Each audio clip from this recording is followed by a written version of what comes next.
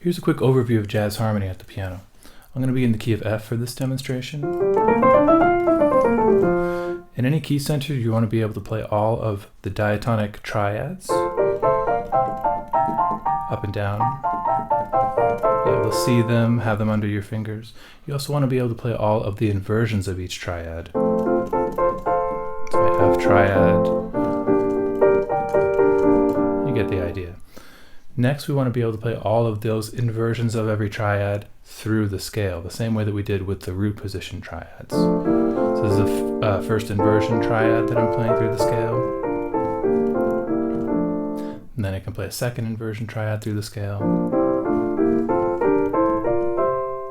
And finally, we want to be able to play our seventh chords through the scale, same way.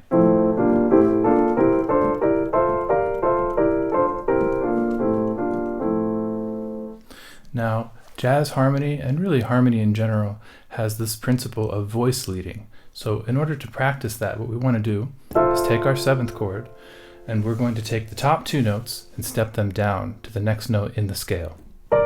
So in this case, my C went to the B flat below it. The E went to the D below, like this. That's the move. So I want to practice this move ascending or descending through the scale. There's my move. And I play the exact same thing one step lower.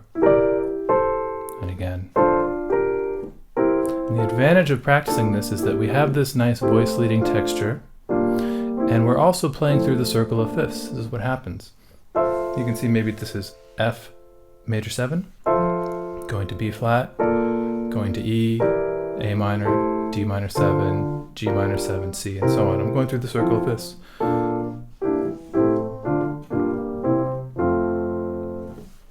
You can take this physical aspect that we've practiced,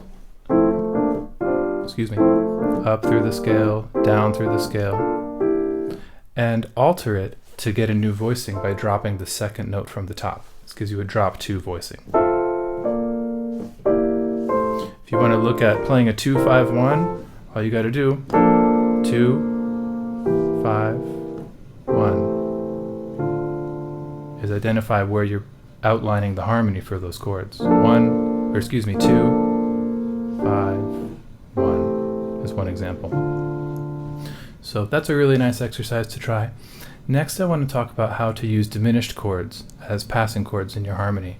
Barry Harris is a great jazz educator, and he conceives of a major 7 chord, like F major 7, as a home bass chord, as a 6 chord, F6. And the reason for that is because this 7th has a weighty responsibility. It kind of wants to move and resolve to the 6, sometimes to the tonic as well if you're playing in a classical style.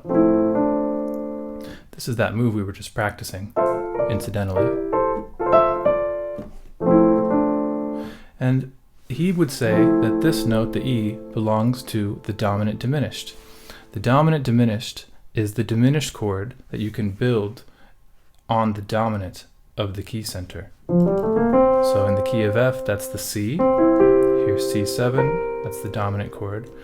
If I add on the flat ninths to this chord, I get a fully diminished chord as an upper structure. This fully diminished chord I can use to resolve back to my 6. Barry would say there's even a scale involved, meaning you can play the F major scale and insert a note in between the 5th and 6th note. And when you play this scale, you call it the 6th diminished scale.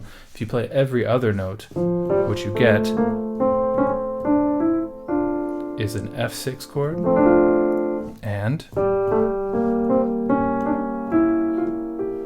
a diminished chord. Could be C diminished, E diminished, doesn't matter what you call it. In fact, one of the advantages of this conceptualization is that there are only 3 diminished chords on the piano. 1, 2, 3, and then you're back to the original diminished chord.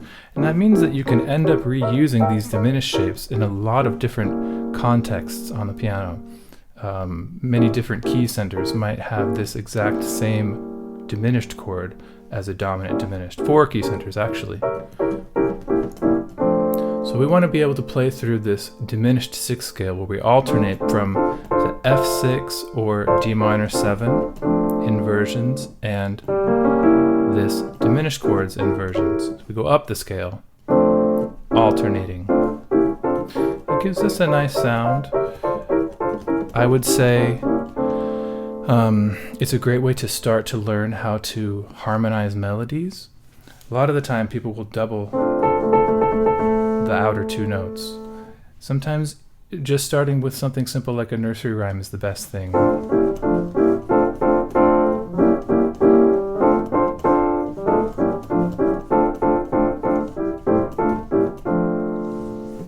So that's the dominant diminished. You want to get to know these for all of your key centers.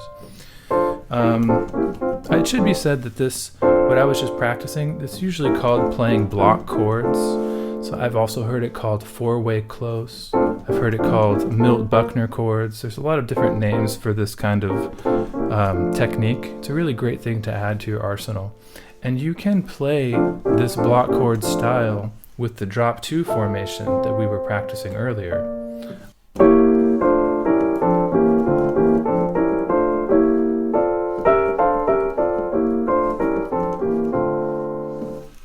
So the next kind of diminished chord that I want to talk to you about, I like to call the parallel diminished. And that means if you're playing a melody note, like a D, you can play the diminished chord for that melody note. And so it should be noted that the melody note you choose, this is an F6 chord, to its what I would call the parallel diminished. The melody note you choose can change the diminished chord that you're moving to. I'm still playing F6 here, but now with A in the melody, I get a different diminished chord.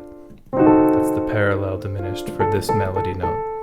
But this can still be an advantageous way to conceive of harmony because it allows you to insert movement very quickly, especially on repeated notes, which are common in vocal lines. And you can always go back to the original chord if you need to. One way that you can practice this idea is by playing Twinkle Twinkle Little Star.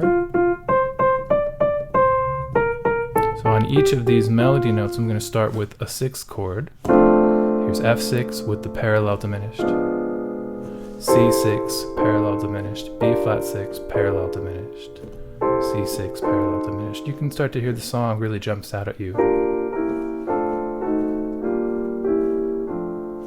C6 parallel diminished, B flat 6 parallel diminished, F6 parallel diminished, G parallel diminished.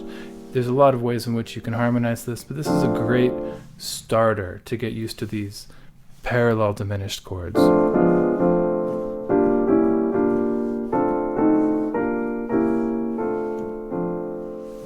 So we have our physical aspect of the notes of the scales that we want to understand, being able to play up and down through them with a lot of ease.